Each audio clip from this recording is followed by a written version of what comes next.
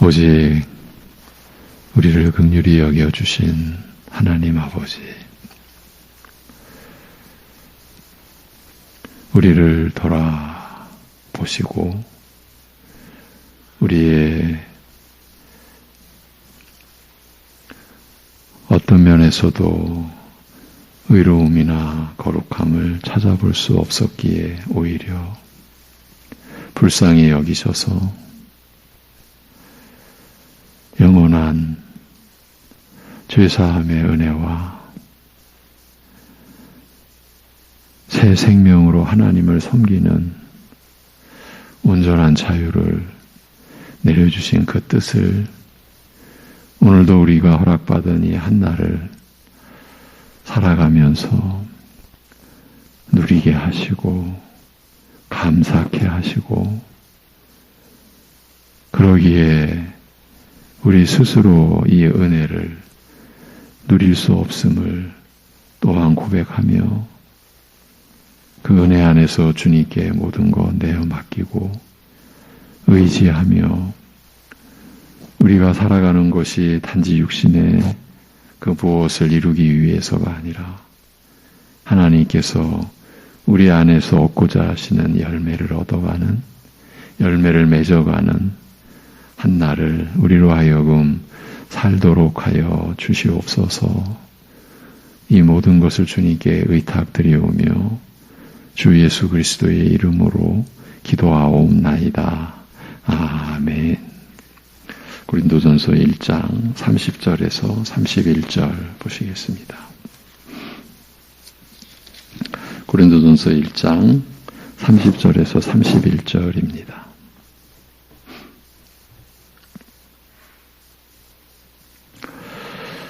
다같이 너희는 하나님으로부터 나서 그리스도 예수 안에 있고 예수는 하나님으로부터 나와서 우리에게 지혜와 의로움과 거룩함과 구원함이 되셨으니 기록된 바 자랑하는 자는 주 안에서 자랑하라 함과 같게 하려 함이라. 아멘. 바울 사도가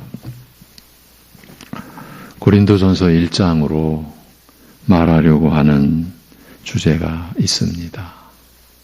그리스도의 십자가를 헛되게 해서는 안 된다는 것입니다. 왜 이 점을 들고 나온 것입니까? 고린도 교회가 분열되었는데 성도들이 사람을 따르고 있었기 때문입니다. 그러니까 바울 사도는 교회가 이렇게 된 상황을 그리스도의 십자가가 헛되게 된 결과로 간주하고 있는 것입니다. 성도들이 그리스도가 아닌 사람, 지도자들을 따르게 된 근본 원인이 그리스도의 십자가가 헛되게 된 것에 있다고 본 것입니다. 그래서 고린도 교회의 실족에 대한 영적 처방을 내리면서 첫마디로 진술한 것이 이것입니다. 그리스도께서 나를 보내심은 세례를 베풀게 하려 하심이 아니요 오직 복음을 전하게 하려 하심이로되 말의 지혜로 하지 아니함은 그리스도의 십자가가 헛되지 않게 하려 함이라. 그리고 바로 이어서 왜냐하면 십자가의 말씀이 멸망하는 자들에게는 미련한 것이요 구원을 얻는 우리에게는 하나님의 능력이기 때문이라고 진술을 합니다. 본래 십자가의 말씀이 멸망하는 자들에게는 미련한 것이어서 어떤 말의 지혜나 설득력도 무용지물일 뿐이기 때문에 말의 지혜로 복음을 전하지 않는다. 전할 수 없다는 그 말입니다. 그리고 십자가의 말씀이 구원을 받는 우리에게는 하나님의 능력이기 때문이라고 하는 것은 우리에게 구원을 주시는 하나님의 능력이 되시는 십자가의 말씀은 인간의 말의 지혜로는 감당할 수 없는 것이기 때문이라는 뜻입니다. 사도라 하더라도, 아무리 사도라 하더라도 하나님의 능력을 무슨 수로 감당해 내겠느냐. 아무리 뛰어난 말의 지혜를 구사한다고 해서 하나님의 능력이 되는 십자가의 말씀을 감당해내고 그 말의 능력으로 그 은혜를 전달할 수 있기까지 할 수 있겠느냐 하는 그 말입니다. 이 진술을 뒤집어서 다시 정리하면 그 누구든 말의 지혜나 이런 식으로 사람의 수단을 동원해서 복음을 전할 때에 필연적으로 그리스도의 십자가는 헛되게 되고 만다는 그 말입니다. 처음에는 뛰어난 말의 지혜나 설득력이 통하는 것처럼 보이고 그래서 한때는 구름같이 사람을 모이게 할 수 있다고 해도 오직 한 가지 결말만을 보게 되는데 그것이 곧 그리스도의 십자가를 헛되게 한 결과일 뿐이라는 것입니다. 이런 허망한 역사가 교회사에서 즐비했다고 볼 수 있고 오늘날도 결코 다르지 않다고 할 수 있습니다. 지금 한국 사회를 떠들썩하게 하는 교회 집단과 그 지도자를 모를 분은 그리 많지 않을 것입니다. 한 번이라도 정신 차리고 그 무리 속에서 들려지는 메시지를 들어본 분들은 웬만큼은 파악이 되실 것입니다. 전부 인간의 말의 지혜일 뿐이라고. 물론 그것도 스스로 지혜롭다 여기는 것일 뿐이고요. 왜? 자신을 따르는 무리들이 있으니까. 자신의 그 얼토당토하는 그런 말에도 박수와 환호성을 지르는 무리들이 자기를 따르는 그들이 있으니까. 이 세상과 근본이 다르지 않는 말의 유희에 불과하다. 저건 전부 고린도전서가 말하는 말의 지혜이구나. 그렇게 파악이 되실 것입니다. 이렇게 고린도전서 1장에 기록된 말씀에는 이 주제와 관련 없는 내용은 없습니다. 이 점을 잊지 않아야 합니다. 본문 30절, 31절 말씀도 예외가 아닙니다. 그래서 이렇게 정리가 됩니다. 십자가에 못 박힌 그리스도께서 죄인인 우리에게 우리를 구원하시는 하나님의 지혜, 곧 의와 거룩과 속량이 되셨다는 이 말씀 때문에, 이 사실 때문에 하나님 앞에서 다른 것을 자랑하는 자는 그리스도의 십자가를 헛되게 하는 것이 된다. 바로 이것입니다. 그래서 이렇게 묻게 됩니다. 예수님이 우리에게 의와 거룩과 속량이 되셨다는 것이 무엇을 뜻하기에, 도대체 그게 무엇이기에 다른 것을 자랑하면 그리스도의 십자가를 헛되게 만드는 결과를 가져온다는 것입니까? 어쩌면 이 질문이 고린도전서 1장을 마무리하고 정리하는 주된 내용이지 않나 싶습니다. 지난 이틀 동안 우리는 예수님이 우리에게 의와 거룩과 속량이 되셨다는 것이 무엇을 뜻하는지에 대해서 대략적으로 나눴습니다. 죄인이 받아든 율법의 요구를 예수님께서 완전하게 이루셨다는 뜻이라고 했습니다. 율법의 요구는 우리 죄인된 우리가 받아들었는데 우리를 대신하신, 우리를 대속하신 그분께서, 예수님께서 그 율법의 요구를 완전히 이루신 것이에요. 죄인이 스스로 율법의 요구를 받는다면 어찌 된다고 했습니까? 정죄 받아 사망에, 그것도 영원한 사망에 처해질 뿐입니다. 하나님의 심판을 받아 지옥 형벌에 떨어지는 이제 그것을 우리가 저주라고 하는 것이죠. 그것뿐입니다. 인간이 어찌 스스로 율법의 요구 앞에 나설 수 있겠습니까? 지금 그리스도 밖에 있는 사람들은 그 누구라도 예외 없이 스스로 율법의 요구 앞에 나서고 있는 것입니다. 용감한 것입니까? 인간다운 것입니까?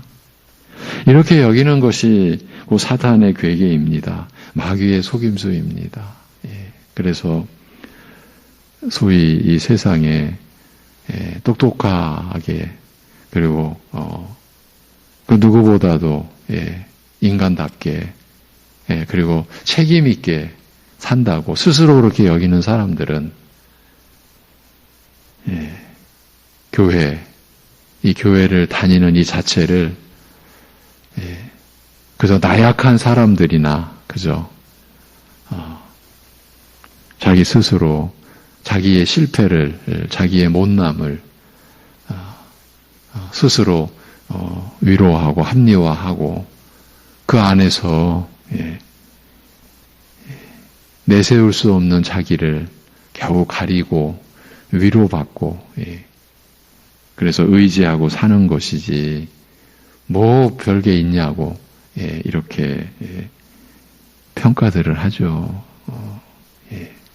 제가 지금 전해드린 이 내용은 얼마 되지 않아서 얼마 전에 우리 교회 주변에서 제가 들은 이야기입니다. 그들은 참 스스로 용감하다. 이게 사람답게 자기가 자신을 책임지고 비겁하지 않게 사는 것이다라고 생각을 하죠. 그런데 그것이 사단의 괴계죠. 마귀의 속임수죠. 그리고 스스로도 자신의 죄악됨에 대해서 아무것도 모르는 그런 연약함 그뿐인 것이죠.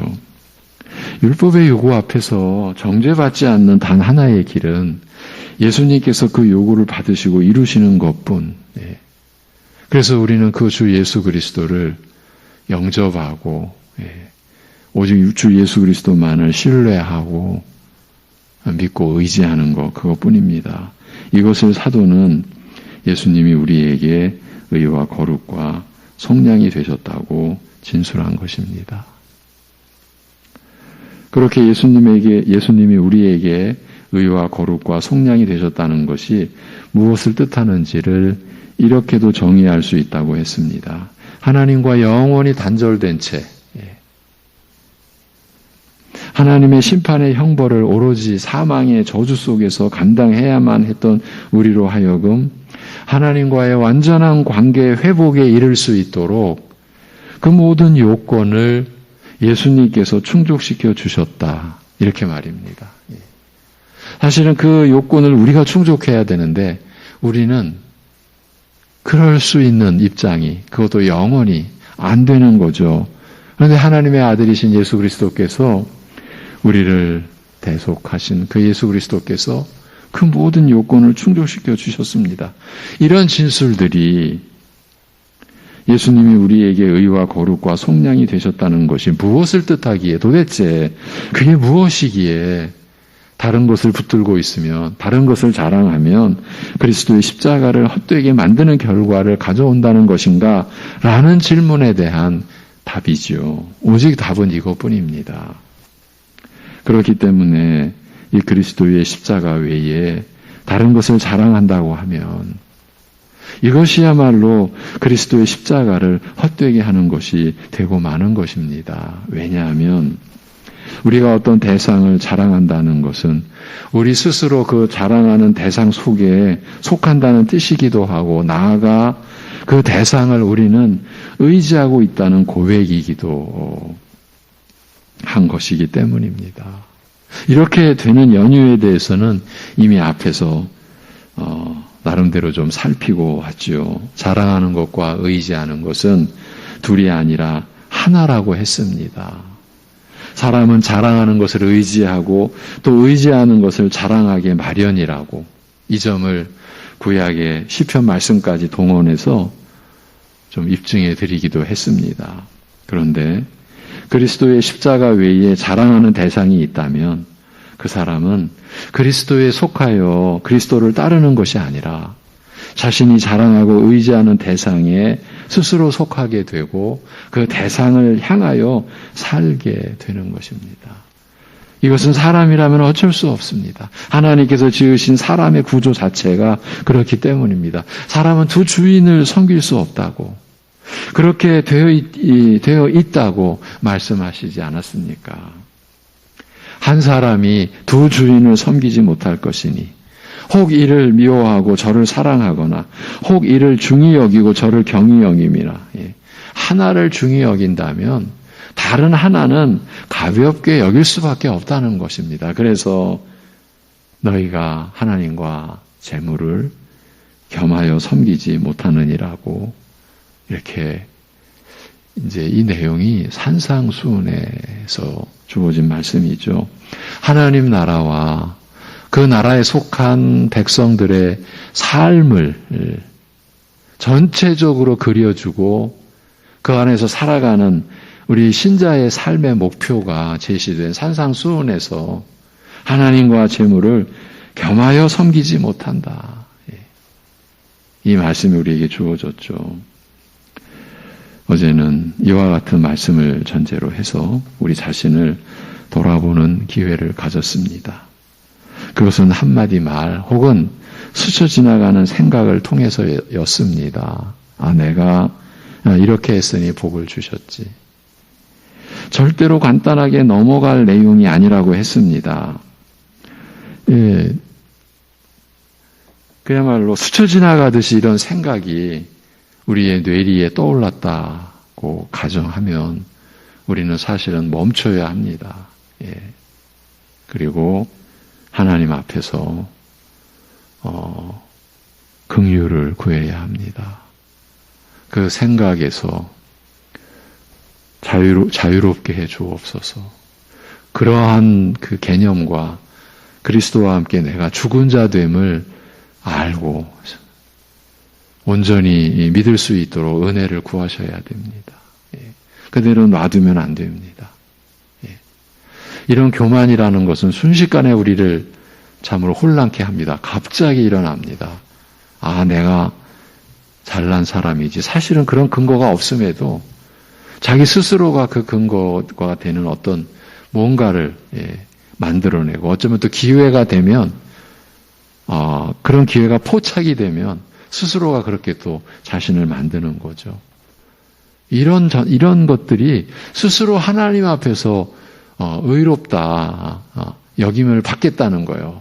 자기 스스로가 하나님 앞에서 의로운 자로 지금 나아갈 수 있다는 식으로 이렇게 행세하는 거죠. 그 얘기는 뭡니까? 그리스도가 왜 필요해? 그리스도께서 왜 죽으셔야 했어? 나 스스로도 이렇게 하나님 앞에서 당당할 수 있는데, 의로울 수 있는데, 이런 복을 받을 수 있는 그런 자격이 있는데, 나에게는 그런 공로가 있는데, 이게 다 하나입니다. 다 서로 어우러지는 겁니다. 그래서 그런 느낌, 그런 생각 앞에서 그대로 간과해서는 안 됩니다. 우리 몸에 어떤 연약함, 질병이 찾아올 때 그 앞선 증상들이 있다고 하죠. 지금 기침을 하셨는데 이 기침이라고 하는 것이 사실은 우리의 몸에 있어서 결코 부정적인 것이 아니다. 제가 부천에 와서 그때부터 지금까지 이렇게 관계를 맺고 있는, 저와 동년배 되신 의사 선생님입니다. 그분은 기침에 대해서 아주 긍정적입니다. 기침이 나오면은 해야 된다고, 하라고. 그래서 폐 안에 있는 나쁜 것, 가래와 관계된 것들이 나와야 된다고. 그러니까 기침을 주저하지 말라고. 기침이 어떤 전조 증상인 거죠. 내 몸에 이상이 온 것을. 어쩌면 우리도 부지불식간에 그래도 내가 이만큼 했으니 이렇게 복을 누리는 거야. 이런 생각이 떠오르면 지금 내가 위험한 벼랑 끝에 지금 내가 발 하나를 내딛고 있는 거구나. 그래서 자칫하면 실족할 수 있겠구나. 그런 의식을 갖고 있어야 됩니다. 어제 로마서 7장을 통해서 본 사도 바울의 내가 한 법을 깨달았노니 그 선을 행하기 원하는 나에게 악이 함께 있는 것이로다라는 그 고백과 같이 그런 일은 불가능하다라는 것을 알면서도 우리 안에서는 그래도 내가 이만큼이라도 했으니 주님께서 복을 주신 거야 라는 생각을 고집할 때가 있어요. 이거를 안 놓고 싶은 거예요. 그게 이제 하나님의 은혜 안에서 이웃을 내 몸과 같이 사랑하라고 할 때 그것은 이미 자기를 귀하게 여기는 면도 하나님의 사랑을 받고 나도 하나님을 사랑할 수 있는 그런 이제 새롭게 된 나를 사랑하는 그 면도 전제가 된 거잖아요. 내 몸과 같이 이웃을 사랑하라고 하신 그 사랑이 아니라 원래 옛사람의 죄와 그 악 속에서 자기에게 집착하는 그 죄악된 자기 사랑인 것이죠. 분명코 그리스도 안에서 성령으로 거듭난 바울이요 게다가 사도로 부름받기도 했지만 내 지체 속에서 한 다른 법이 내 마음의 법과 싸워 내 지체 속에 있는 죄의 법으로 나를 사로잡는 것을 보는도다라고 고백한 것과 같이 바울 사도가 오늘 우리도 십자가에 못 박히신 그리스도께서 우리에게 하나님으로부터 오는 지혜 곧 의와 거룩함과 구원이 되셨다고 믿고 있으면서도 얼토당토 않게 내가 이렇게 했으니 지금 예수님이 자리하실 그 자리에 언뜻 내가 그냥 들어가 버린 거예요. 내가 이렇게 했으니 내가 복받게 한 근거의 자리에 내가 들어가 버린 거예요. 내가 그래도 이렇게 했으니 복 주셨다. 이렇게 여길 때가 있다라는 거예요. 그 순간을 우리는 놓쳐서는 안 된다. 하나님 앞에 긍휼과 또 용서를 구하고 제 마음을 씻어달라고 성령께서 말씀으로 제 마음을 씻어달라고 하셔야 되는 거죠. 이 점을 확실하게 그래서 정립해 놓아야 하는 것입니다. 하나님과 우리 믿는 자들과의 관계는 우리 쪽에서 시작한 것이 아닙니다. 절대 아닙니다. 하나님께서 시작하신 것입니다. 그래서 하나님께서 우리를 택하신 것이지 우리가 하나님을 택한 것이 아닙니다. 그리고 우리를 택하신 하나님께서는 그 선택의 결과가 반드시 나타나게 하십니다. 그에 대해서 이렇게 말씀하셨습니다. 너희가 나를 택한 것이 아니요 내가 너희를 택하여 세웠나니 이는 너희로 가서 열매를 맺게 하고 우리를 택하셨을 때 하나님의 뜻은 우리로 하여금 열매를 맺게 하시려는 거예요. 또 너희 열매가 항상 있게 하여 그리고 내 이름으로 아버지께 무엇을 구하든지 다 받게 하려 함이라고 이렇게 말씀합니다. 이 구절이 요한복음 15장입니다. 이제 몇 시간 뒤에 예수님께서 골고다 그 언덕, 그야말로 십자가를 이제 몇 시간 뒤에 지시고 가셔서 그 십자가에 못 박히시고 우리의 죽음을 대속하시는 그 죽음을 앞둔 몇 시간 전 사랑하는 제자들에게 하신 마지막 유월절 만찬의 긴 말씀 가운데 핵심입니다. 너희로 가서 열매를 맺게 하고 우리를 택하신 목적입니다. 또 너희 열매가 항상 있게 하여라고 말합니다. 그리고 그 열매가 항상 있게 하는 방식에 대해서 내 이름으로 아버지께 무엇을 구하든지 다 받게 하려 함이라고 설명합니다. 우리로 하여금 열매를 맺게 하시는 은혜, 그 은혜로 우리에게 열매가 있는 것이에요. 하나님께서 은혜 주시고 허락해 주시고 그래서 우리에게 열매가 있는 거예요. 의롭다함을 얻은 여러분에게서 하나님을 성품을 닮아가는 거룩함에 이르는 열매가 여러분의 인생의 그 여정 속에서 이제 나타난 거 그것이 하나님의 은혜라고요. 열매를 맺게 하시는 하나님의 은혜로 되어진 그 열매인 거예요. 그래서 우리에게 열매가 있는 것이고 또한 우리 스스로 그 열매를 맺는 것이 아니라 우리가 그리스도의 이름으로 아버지께 구하여서 받는 것으로 인하여 열매가 있게 되는 것입니다. 우리 자체로 자기 스스로 하나님 앞에서 열매 맺는 일은 꿈도 꿀 수 없는 일입니다. 그런데 어떻게 어쩌면 가장 근본이고 기본인 이 진리가 우리 안에서는 어떻게 이렇게 쉽게 그냥 풀어 헤쳐져 버리고 우리가 열심을 내가지고 뭔가 하나님 앞에서 영원히 기쁨이 되고 영광이 되는 그런 열매를 맺을 수 있는 것처럼 우리가 그렇게 생각을 하고 그렇게 착각을 하는지 그렇지만 조금만 생각해 보면 또 이해하는 면이 있습니다.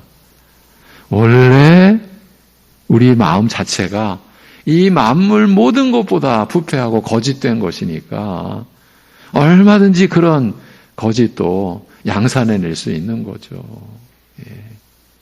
그래서 여러분이 좀 어쩌면 듣기 싫을 정도로 제가 강조하죠. 바울 사도는 사도로서 부름을 받았으면서도 분명히 신자와 또 주님의 교회를 섬기는 일꾼된 본으로 하나님이 세우셨다. 그래서 나 같은 사람이 어떻게 구원의 은혜를 입을 수 있을까? 바울 사도가 나를 봐라. 나 같은 사람이 어떻게 주님의 몸된 교회를 섬기는 일꾼으로 있을 수 있을까? 바울 사도가 나를 봐라. 그게 디모데에게 보낸 서신에 밝혀놓은 그 구절 아닙니까? 그 맥락에서 내가 죄인 중에 괴수라는 이런 기막힌 고백도 나오는 것이고요. 그 사도 바울이 나의 나됨은 하나님의 은혜라.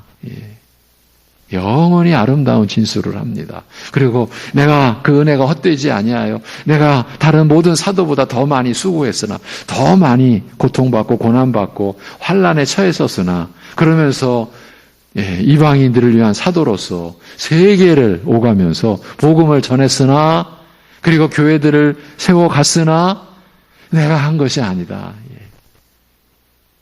여러분 이것이 진실인 거예요. 내가 한 것이 아니고 이 말씀 앞에서 교회를 섬기는 어느 누가 교회에 속한 어느 누가 이건 내가 한 거야 이렇게 할 수 있습니까? 근데 우리는 한단 말입니다. 그저 하는 정도가 아니죠. 그걸 가지고 남을 평가하고 남을 판단하고 뭐 그냥 밥 먹듯이 우리는 그렇게 할 수도 있어요. 아무 의식도 없이 나아가서 정죄까지도 우리는 해왔던 것 아닌가 돌아봅니다. 우리 자신을 돌아보는 거예요. 왜? 내가 했으니까, 나는 했으니까 정죄하게 되는 거예요. 그래서 여러분의 귀에 그야말로 귀가 따갑도록 이런 말씀은 계속 확인시켜 드리는 거예요. 너무 분명한 기준이니까 내가 한 것이 아니다. 오직 나와 함께 하신 하나님의 은혜일 뿐이다. 그 은혜의 열매다. 우리가 하는 어떤 선한 행위도 여러분 은혜의 열매예요. 은혜로 인한 것이에요. 성경이 아무리 행위를 강조해도 그 모든 행위가 사실은 은혜가 바탕이 된 것이에요. 예수님이 나에게 의와 거룩과 속량이 되셨다는 이 은혜가 바탕이 되셔서 내가 지금 하나님을 자유롭게 섬기는 거예요. 여기서 구원함이 되셨다, 제가 속량함이 되셨다라고 자꾸 바꿔 말하죠. 본래가 속량함이 되셨다라는 말이에요. 그걸 좀 일반적으로 구원함이 되셨다라고 우리말로 풀어놨는데 그 속량함이 되셨다라는 것은 어려운 표현, 죄값을 대신 치르고 우리를 자유롭게 하셨다. 그래서 여기서는 근본이 자유예요. 어떤 자유? 죄를 쫓는 자유가 아니라 하나님을 섬기는 자유. 여러분, 하나님을 섬기는 자유가 어떤 고통과 고난을 받아도 내가 서로 사랑하는 그 말씀에 이끌려 그 말씀을 따라서 사랑하기 위하여 어떤 고통과 어떤 손해가 일어나도 그거 다 감수하고 감수할 만하다 이거예요. 감수하겠다. 이거를 자유라고 하는 거예요. 하나님을 섬기는 자유. 내가 헤아려 가지고 나에게 유익이 되겠다. 이건 나에게는 아무런 득이 안 된다. 이런 걸 따지는 게 아니에요. 그건 하나님을 섬기는 자유로운 그 영혼이 가지는 그런 계산법이 아니에요. 이미 계산법은 끝났어요. 왜? 하나님의 아들이 나 같은 것을 위하여 대속해 주셨으니까, 도대체 나 같은 것을 위하여 죽으시기까지 하셨으니까 계산이 끝난 거예요. 하나님을 섬기기 때문에 가족을, 이웃을, 교우를 섬기는데 그것이 때로는 고난이 오고 속상하고 하나도 알아주지도 않고 돌아오는 평가는 오히려 생각지도 못한 평가가 오더라도 우리 주님이 당하신 십자가를 또 바라보는 거예요. 이 세상에서 억울한 사람이 있다면 우리 주님을 능가할 사람이 있을까? 이런 말씀 안에서 깨달은 은혜를 가지고 우리가 하나님을 섬기는 그 자유로 서로를 섬기는 그 자유가 여기서 말하는 속량함이에요. 그렇게 되도록 예수님께서 우리의 그 모든 삶의 기초가, 근거가, 토대가 되어주시는, 그렇기 때문에 우리에게 나타나는 선한 열매는 여러분 내게 아니에요. 내게. 내가 이룬 것이 아니라고요. 내가 한 것이 아니라고요. 은혜로 되어진 일이고 아주 하나님의 은혜로 나 같은 것을 통해서 주님이 나타나신 거예요. 그러니 사실은 열매가 사람들이 보기에 클수록 우리는 황송할 뿐인 거예요. 나 같은 것을 이렇게 쓰시다니. 지금 바울 사도가 그 얘기를 하는 거예요. 그러면서 그의 말년에 내가 죄인 중에 괴수일 뿐이다. 그러니 무엇 바울 사도가 자기를 내세우고 자기를 자랑할 무엇이 있겠습니까? 그런데 이것이 사도니까 그랬지가 아니라 하나님이 그를 사용하신 것은 나를 본으로 삼으시기 위함이었다. 여러분 한 분 한 분이 다 이 삶에 이를 수 있도록 하시기 위함이었다라고 말하는 것이에요. 그러니 여러분 하나님 앞에서는 내가 이렇게 했으니 복 주셨다라는 말이 성립될 수가 없어요. 조금만 더 마무리를 짓겠습니다. 그런 일은 전에도 지금도 앞으로도 없습니다. 이에 대해서 결정적으로 바울 사도가 기록해 놓은 구절이 있습니다. 누가 주께 먼저 드려서 갚으심을 받겠느냐. 여러분 로마서 11장 35절 꼭 기억하십시오. 누가 먼저 주께 먼저 드려서 갚으심을 받겠느냐. 그리고 이렇게 이어집니다. 이는 만물이 주에게서 나오고 주로 말미암고 주에게로 돌아감이라. 그에게 영광이 세세히 있을지어다. 아멘. 로마서 11장 이렇게 끝납니다. 왜냐하면 만물이 주에게서 나오고 주로 말미암고 주에게로 돌아가기 때문이라는 뜻입니다. 그러니 주께 누가 먼저 드려서 갚으심을 받는 일이 일어날 수 있겠습니까? 내가 이렇게 하니 주님이 이렇게 갚아주셨지 하는 법은 없다는 거예요. 있을 수가 없다라는 거예요. 그런 이야기는 사람끼리는 얼마든지 가능한 그것이 소위 이해관계라고 표현이 되잖아요. 그러나 하나님과 창조주와 피조물인 우리 앞에서 그런 법은 없다라는 거예요. 그런 일이 있는 것 같아도 그것은 완전히 우리의 착각일 뿐입니다. 물론 이와 관련해서도 우리 주변에 헤아릴 수 없을 만큼의 거짓말이 넘실대고 있다라는 것도 사실입니다.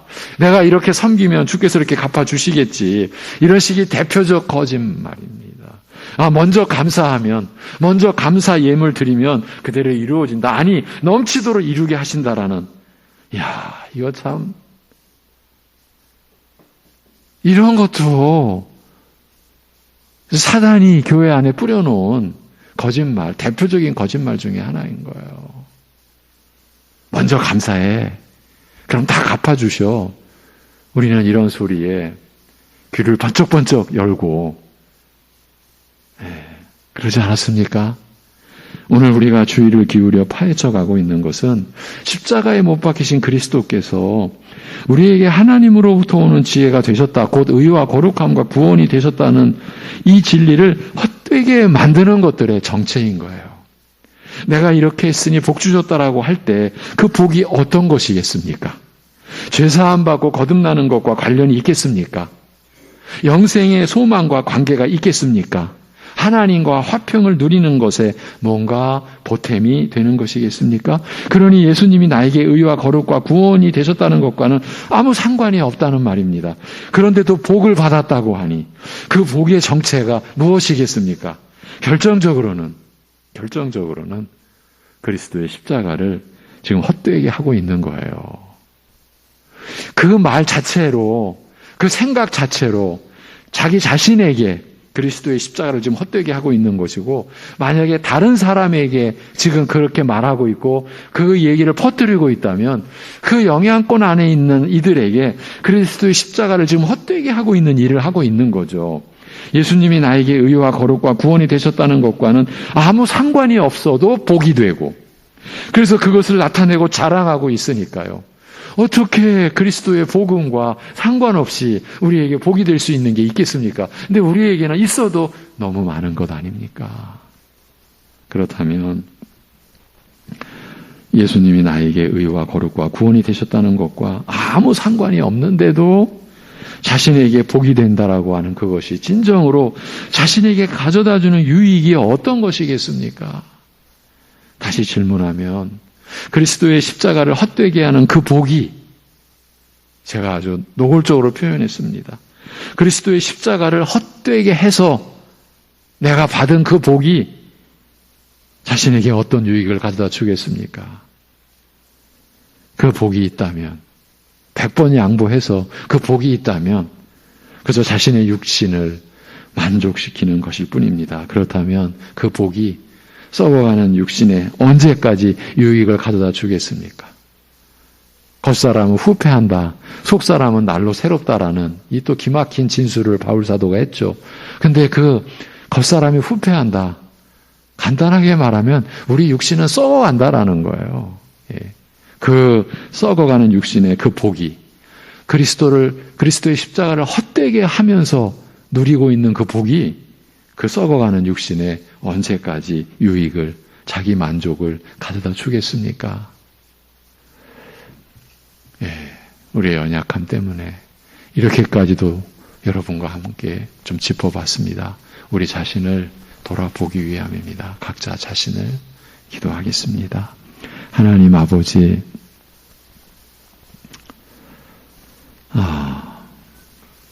진실로